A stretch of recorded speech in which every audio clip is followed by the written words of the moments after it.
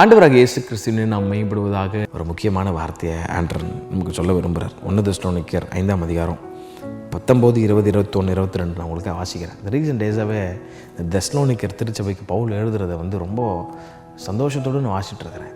அவ்வளோ சத்தியத்தை அழகாக எழுதிருக்கிறேன். ஒரு வசனம் சொல்கிறாரு பாருங்களேன், 1 தெசலோனிக்கர் 5:20 வாசிக்கிறேன். தீர்க்க தரிசனங்களை அற்பமாக எண்ணாதிருங்கள். நம்ம எல்லாருக்கும் ப்ராஃபஸின்றது ரொம்ப பிடிக்கும்ல. ப்ராஃபஸினா இட் எடிஃபைஸ் த சர்ச். நம்மளை உற்சாகப்படுத்தும், நம்மளை கண்டித்து உணர்த்தும். இப்போ அதான் அந்த அற்பமாக என்னாது அப்படின்றார். ரெண்டாவது சொல்கிறார், எல்லாவற்றையும் சோதித்து பார்த்து நலமானதை பிடித்து கொள்ளுங்கள்.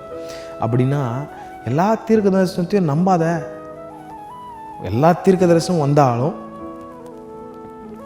அதை சோதித்து டெஸ்ட் பண்ணிப்பார். அது வார்த்தையோட லைனில் பிள்ளை இருக்குதா? தீர்க்க தரிசனம்னா என்னங்க?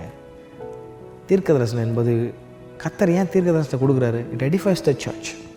ஒரு 5 வருஷம் 10 வருஷம் நடக்க போகிற காரியத்தை முன்னாடி ஏன் சொல்கிறாருன்னா, அது நம்ம உற்சாகப்படுகிறோம். ஆண்டவருக்குள்ளே ஆண்டர் நமக்காக இவ்வளோ காரியத்தை செய்கிறாருன்னு உற்சாகப்படுறோம். ரெண்டாவது பிப்ளிக்கல் ப்ராஃபஸிலாம் எடுத்து பாருங்கள். ஒன்று, அது ஆண்டவருக்குள்ளே நம்ம நடத்தும்.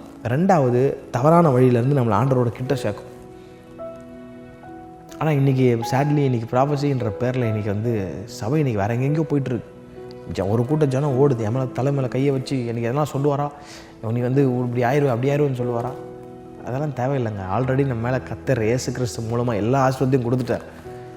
அதை விட பெரிதான ஆசீர்வாதம் நமக்கு என்ன தேவை? கண்டிப்பாக ப்ராஃபஸி நமக்கு தேவை. ஆனால் 21 வசனம் சொல்கிறார், எல்லாவற்றையும் அப்படியே நம்பிடாதப்பா, சோதிச்சு பாரு, டெஸ்ட் பண்ணிப்பார். சோதிச்சு பார்க்கணுன்னா வசனம் நமக்குள்ளே இருக்கணும். அப்போ தான் நம்ம சோதித்து பார்க்க முடியும். வசனமே இல்லாமல் எல்லாமே ரைட்னு உட்காந்துக்க முடியாது. வசனம் ஒன்றுக்குள்ளே இருக்கணும். நீ சோதிச்சு பார்க்கணும். அந்த ப்ராஃபஸி நலமானதை பிடித்துக்கொள். 3வது சொல்கிறார், பொல்லாங்காய் தோன்றுகிற எல்லாவற்றையும் விட்டு விலகுன்றார். ஃபார் எக்ஸாம்பிள், நான் உன்னுடைய பைக்குடைய நம்பரை பார்க்குறேன் வீட்டில். ப்ராஃபஸின்றது பைக்கு நம்பரையோ இல்லை பேங்க் அக்கௌண்ட் நம்பரையோ இல்லை உங்கள் ஃபோன் நம்பரையோ சொல்கிறது ப்ராஃபஸி இல்லை. அது உங்களை எடிஃபை பண்ணவே பண்ணாது. I'm not here to judge any one. That is not my job.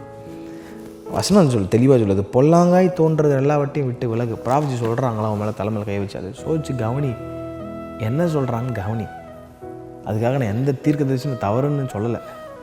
தேவனால் பயன்படுத்தப்படுகிற தீர்க்கதரிசிகள் இருக்கிறார்கள். நான் அவங்கள மதிக்கிறேன், அவங்கள ஹானர் பண்ணுறேன். ஆனால் கவனமாக இரு. பொய் பேசுகிற தீர்க்கதரிசிகளும் உன் இடத்துல வருவார்கள்ன்றிருக்கு. பொல்லாங்காய் தோன்றுகிற எல்லாவற்றையும் விட்டு விலகு. இப்போ ஒன்று தேவை நமக்கு. ப்ராஃபஸி சூப்பருங்க, கர்த்தரை சொல்கிறத ஹானர் பண்ணுறான்றார். ஆனால் அதுக்கு சோதிச்சு பார்க்கணும். வசனம் உள்ளறங்கணும். டிசர்ன்மெண்ட் ஸ்பிரிட் வேணும். நலமானதை எடுத்துக்கொள்ளணும். பொல்லாங்காய் தோன்றப்படுகிறதா அந்த ஒரு கூட்டத்துக்கு போகிறீங்க, அந்த கூட்டத்தில் பொல்லாங்காய் உங்களை ஆண்டரோட விளக்குற காரியம் நடக்குதா? I request you to come out of this place. யாரும் இல்லைன்னு நினச்சாலும் பரவாயில்ல. உன் ஆத்துமா காக்கப்படணும்னா பொல்லாங்காய் தோன்ற எல்லாவற்றையும் விட்டு விலகுன்றான். ஒரு சகோதரனா, ஒரு போதகனா, தாழ்மையோடு உங்களை நான் இந்த காலவேளையில் ஆண்டோடைய வார்த்தையை சொல்லி எச்சரிக்கிறேன். ஆண்டவன் நேசிக்கிறார். Have a blessed month. தேவைகளை குறித்து கலங்காதீங்க. யெகோவா எல்லாம் பார்த்து கொள்வார். ஹாவ் அ பிளஸட் டே. கர்த்தர் தாமே யாரையும் ஆசீர்வதிப்பாராக. ஆமென்.